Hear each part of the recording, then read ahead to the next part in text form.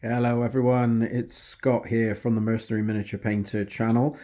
Thank you for tuning in again. Today we have a lovely battle between the Bretonnians and the forces of the Empire. So the town has been ravaged by a recent vampiric invasion and it's fallen into dispute over who owns it. So the army of Carcassonne is challenging the army of Nuln for sovereignty of the ruins of this unknown town in the Borderlands. Right, we're playing a take and hold scenario, which is from the Resurrection scenario pack in the 6th edition Facebook group. So this is a favourite of ours. There's no victory points today. There are 5 objectives on the table. Each of us have 1 in our deployment zone. So mine's there, John's is there. Then there's 3 more. So there's 1 in the centre, 2 on either side of the center line. So the middle one is worth 3, sides are worth 2, your own is worth 1, and the enemy's is worth 5. So it's just whoever has the most points at the end wins. It doesn't matter how much you kill, there's no points for anything else. And that is about it. So I'll just run over the forces and then we will kick off with the first turn. Bretonnians today, I've got 2 units of Knights of the Realm. Both have got 8 man and full command. I've also got a unit of 6 errants with a musician and a champ over here. In my special slots, I've got some mounted yeomen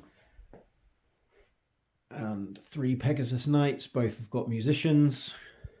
And then in my rear, I've got 9 Grail Knights full command. For my heroes, there is my Bretonnian Lord, his BSB, and his Damsel, who's a level 1 wizard in this one. And there's another Paladin there. And the big boy Paladin on Pegasus over here. So that is 2,000 points on the nose. Over to John. Hello, this is John from the Mercenary Miniature Painter YouTube channel. Tonight I will be playing Empire. They've struggled on the channel every time me or Scott's played them. So I'm hoping to try and get a result tonight, but we picked a pretty hard opponent to come up against. Let's hope my list can do a bit. So in the core choices, I've gone 9 Inner Circle Knights full command, 10 handgunners with a champion with a Hoplon long rifle, 10 handgunners with champion and Hoplon long rifle, and that is my core. In my special, we've got 5 pistoliers, 1 great cannon, 2 great cannon, and 20 great swords full command. They have a detachment of 10 swordsmen and 9 halberdiers. And then in the rear, we have the mighty Hellblaster, or I'm hoping it is going to be a mighty Hellblaster tonight. And then for characters, we've got Wizard of Death. He rolled Wind of Death and Drain Life. I kept both of them. They're pretty good. We've got this crafty devil hiding behind the house over here. He got second sign in Comet, so no line of sight issues with him. We got my captain on a Pegasus. He's there. And then we have the mighty Elector Count in with his knights. And that is 1999 points of Empire. Any roll off, mate? No, you can go first, mate. You're praying, are you? Yeah, I'm praying. Right, good luck then, sir. And we'll see you after Empire turn 1. Right, Empire turn 1. We're just finding our range, I'd like to say. So everything sort of shuffled about. The handgunners shuffled about. These guys come up to here. The captains come to here. Hopefully a bit of marks blocking, but I don't think it's going to be quite enough. These all stayed where they were too, obviously. In the magic phase, I managed to double 6 a Comet, so I dropped it right down there. And then Scott stopped the second sign. And then in the shooting, obviously everything either out of range or can't see anything were moved. It was just the cannons. This one went dead on through the knights. I could see 2 of them just round there.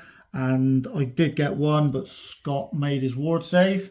And then I done a big one straight up through here, trying to get the knights and the Pegasus.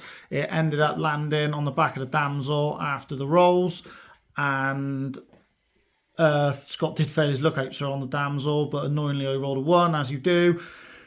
He passed his lookout, sir, on the BSB, and I did kill a knight, even though he's got the 4-up ward save on them. So we have killed one knight, and we got a comet to go off. So see how that goes. But that is Empire turn 1. Bretonians turn 1, quite a quick turn really, everything just sort of moved up. So the Knights of the Realm coming around the buildings here, trying to split the cannon's fire a bit more. Pegasus Knights coming up the threat in the centre. Yeoman moving on the middle objective. The Errants move back slightly as they don't want to get shot by the cannon again. And then I've got the Grail Knights who unfortunately have to run the gauntlet. And the Pegasus Champ facing down the other Pegasus Champ. Magic, tried to do Master of Stone on this building, rolled a 7, so not enough to cast. That was the end of that. My only shooting unit has marched, so that's the end of my turn. On to John's turn 2. Right, I'm starting to believe Sigmar hates me and Scott, because he's pretty badly failing me at the minute. So charges, my captain went in against his paladin, and that was it.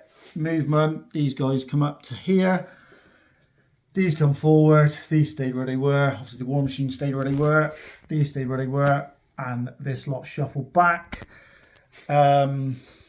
Magic, we got the second sign off, only rolled a 1, and then I tried getting Wind of Death off on these from him, rolled a 7, so didn't cast it, and then Scott stopped his Doomfire ring, and then in the shooting, this one misfired, so he couldn't go.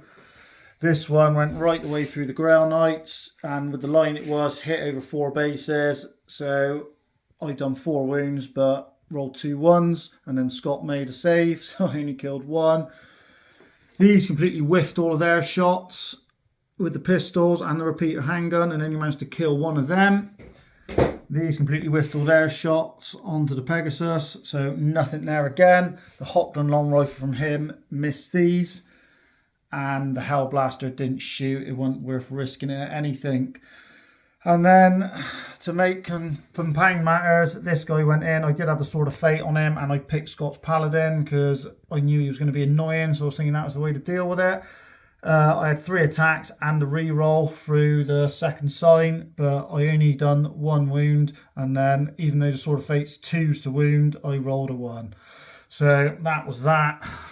And then Scott done a wound back, but luckily because my electric count's there, I rolled an 8 and I passed.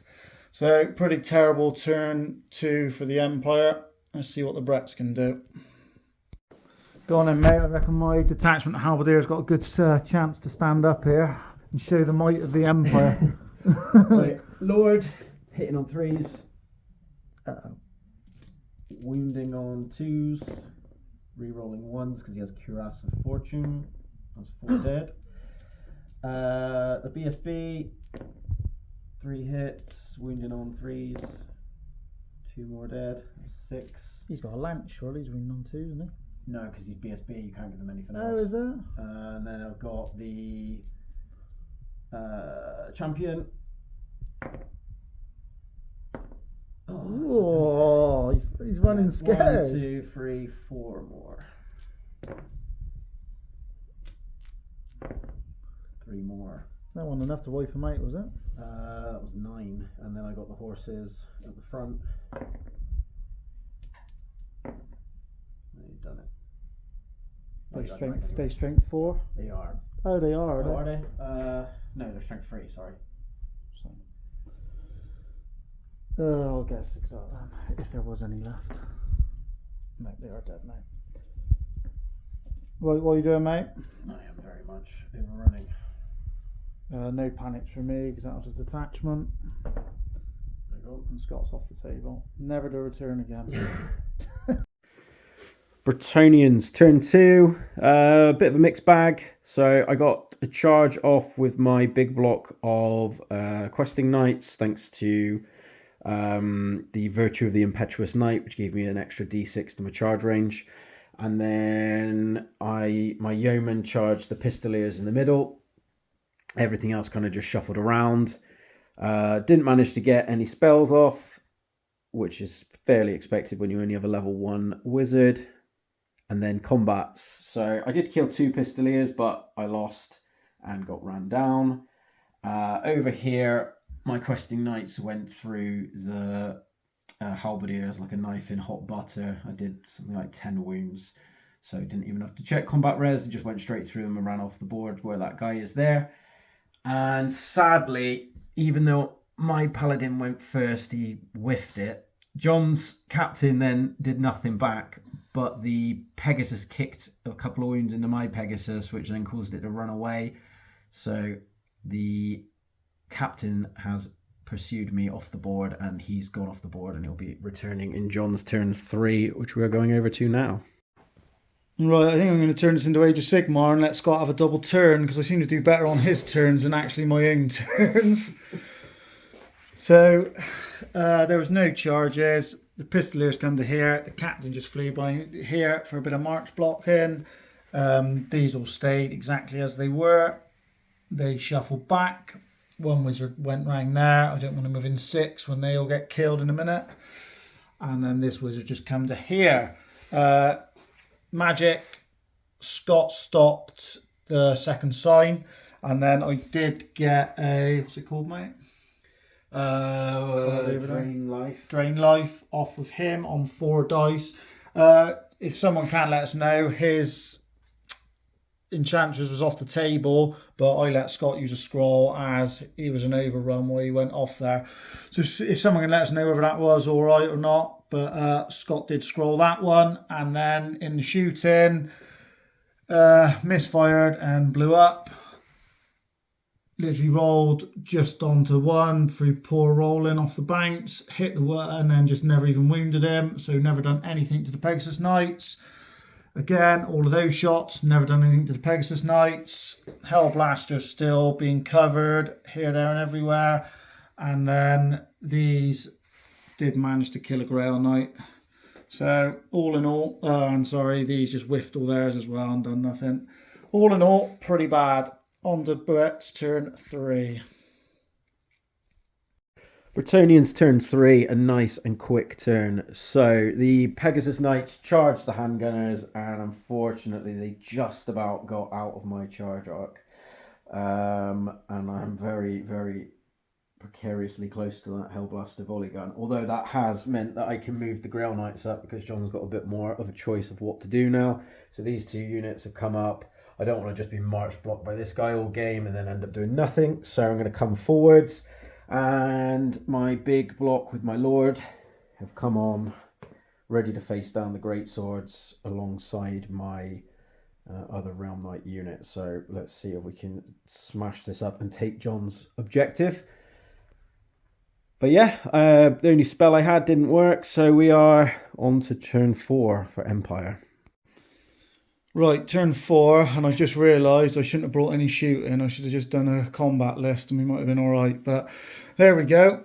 So charges, these boys charge the Grail Knights, and then Scott left these nicely within an 8 of the Great Sword, so I charged them into them. The Grail Knights are ITP, so they couldn't flee, and then Scott opted to flee with these, the cowards. So they ended up there. I ended up there. Remaining moves, fearing I was whatever was going to happen, I was going to get reared or flank charged by these. The captain's probably going to sacrifice himself for the greater good. And pistoliers have come round to here. If these don't rally, they might be in a place that they can run them down. That was the movement. Oh, sorry. These panicked because the handgunners were within 4 at the start of the turn, and then the handgunners never rallied and ran off the table, so that's why they're like that. Wizard just come round to here, out the way of skirmishing Pegasus Knights. He's still over there. Right, Magic. I didn't get the second sign off, did I? Nope. And then you stopped Creeping down. No, we keep calling that. Life. Drain life from him. Scott used his second scroll because I rolled pretty high. And in the shooting then, misfire again. These are fleeing. These ripped all their shots, done nothing. And he ripped his repeater handgun, done nothing. So that was shooting. And then combats. We killed the one that challenged my champ. One of the knights killed another, and then I've got the big rune fang on my electric count there. It is 100 points, but it auto wounds and no armor saves after you hit. So he hit twice and he killed 2. Only strength 4. Scott only gets a 6-up ward, so that is quite nice against the Brets. Because I got 5 as well, I would have saved him otherwise. Yeah, well, there you go. And then what'd you roll? 9? 9. Scott rolled a 9, I rolled an 11, I ended up there, and then good job, I did put the captain there because they would have still been in the rear, so I could have been in a bit of trouble. That's how it ended up. It's still looking a bit precarious for the Empire, but it's fighting, it's not for points, it's fighting for objectives today, so we've still got a decent enough chance. On to Scott's turn 4. Bretonnians turn 4. These ones charged the great swords who fled, and I ran them down, which caused the swordsmen to panic. They're just on the board. What else happened? They never rallied. These didn't rally. Annoyingly, this cowardly paladin over here fled in the first game. This is in their second game, so he's not making a good name for himself at the moment. Over here, the Pegasus Knights charged into the handgunners in the flank, and they made a miracle double 6 flee and managed to get out of my my pursuit. The captain was killed by the errants, but his Pegasus has escaped and didn't get any spells off again. I think that was it. So, John's turn 5. Right, Empire turn 5. After deliberation and putting it out to a few people, I did charge these with the Pistoliers. They were about an 18, so 2 inches out. So we've said that the knights didn't have to flee from it. So that's how that ended up. I did try craftily to get them off the table. Obviously, if anyone knows any different, do let us know, please. The rest of the movement, these rallied. The Pegasus didn't and fled to there. The swordsman rallied round there, and the Hellblaster crew rallied. These reformed that way. Wizard come to there. Obviously, they'd done the charge. That wizard stayed there. So that was all the movement. Shooting, magic, sorry. He done 2d6 strength 4 wind of death onto these and did kill one off. We did roll a big 11, but then wounds let me down a bit on 4s. But Scott failed 2 saves and his ward saves, so one of them's gone. They did pass their panic. Then the shooting, obviously these had just rallied. So the cannon landed square on the back bloke's head, then rolled a 2, so only went onto the damsel. So he passed his lookout, sir, and I killed 2. Which meant they didn't have to panic because it wasn't enough. So that is Empire turn 5. It's still looking pretty in the balance, but like we said, you ain't got to worry about kills. It's on objectives today. So over to Bretonnia turn 5. Right, turn 5 Bretonnians, nice and fast. These guys rallied. These guys have turned to face the swordsman back there. They ran down the Hellblaster crew. Just out of enough to make him panic, and they passed their impetuous test, so they didn't have to charge the handgunner, so they're going to sit on the objective. So let's just see if John can blast me off the big one over there in his turn 6. Right, a very tactical last turn 6 for the Empire, and as it stands, I am winning. So this guy hopped out here to claim that objective. There was no charges. These boys marched right up within an inch to obviously be outnumbered to claim that objective. The Pistoliers moved round to there. The wizard stayed there. And everything else, obviously, they had reformed that way. The cannon was that way. So knowing full well I needed to get the Pegasus off this one, I fired all my magic into him. I got both off the Wind of Death and the Drain Life. The Wind of Death done... Did it do any wounds? Yeah, it done one, didn't it? Did one. Did one wound, and then the Drain Life, I'd done nothing, annoyingly. And then in the shooting, the cannon did kill one, thank God. And then these boys, even though they hit a load of times, rolling on 6s and the long rifle hit, they only done one wound, and Scott did save it. But he did have a big panic check. And as you can see, He's failed it. So this guy's come to there. And that is how it all ends up. Swordsman over there. Wizards over there. Scott's a bit stuck on these two objectives. So I think he's going to come down to what these boys can do. Over to Scott's turn. 6. Final turn, Bretonnians, and despite dominating the field, John's very strategic moves in his last turn have capped a win for the Empire.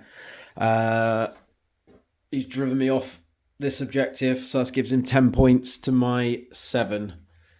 So nicely done. Well done, mate. It was a bit painful at times for John, I think, with his artillery batteries, but yeah, nice win, well deserved. Well done, mate. Thank you. No, that's a good game. I enjoyed that. I like the matchup. It's fun. One of us just relying on pure force, and the other one a lot of shooting. But it was, as we said, I mean, it was the Knights that won it for you with 2 big combats. The objective made it a lot more of a fun game. Obviously changed the way you played, didn't it? Yeah, because otherwise I'd have just charged exactly. everything forward. It would have been over an hour ago. Otherwise, especially if my shooting wouldn't have worked at all in the slightest, it would have been it would have been game over pretty quick, I think. So the objective did play a lot into that one, made it a lot more of a fun game. I think big thing, yeah. Pegasus Knights fleeing obviously at the end cost you. Yeah, and I can't moan about that because you threw everything at them and they were barely went. They literally survived like comets, cannonballs. I was hoping. Well, that's the thing. I thought if you hadn't killed the second one, they would have just flown over and contested this objective, and then because they would, like, either way, I wouldn't have been able to knock both things off that one, and that would have then swung it back my way again. But obviously, it wasn't to be. Newer people as well to it. Characters count double on the objectives. Yeah, so otherwise this would have been drawn. But it does that. That is a nice sort of extra. Again, a lot of your rallies made a difference too, because if they hadn't rallied the previous turn, I could have moved this lot off the objective and left the character behind to babysit it. Yeah, because even my wizard, it wouldn't have made a difference then. Yeah. He could have possibly got a cannonball in the face, but knowing the way mine were going, to be honest, done too much. my mess up with their positioning really cost me. Yeah, that cost you, yeah. Because that was early on, and you could have wangled them a lot better around if they were still on the field. They would have easily come back. If they were still here, they would have easily claimed that one. Yeah. So you've let me down again, I did attempt to see if I could charge this, but we've got a nice laser pointer now, and it revealed that I was not able. And to be honest, I would have just fleed it anyway. So yeah, then the wizard would have got it. The wizard would have claimed it, but. Nice one. Well, thank you everyone for watching again. This has been John and Scott. And about Saturday. Oh yeah, so we are going to be doing our big battle report to celebrate surpassing 200 views, although it's a decent bit past that now. So we're going to be doing our next battle for next week will be 3,000 points.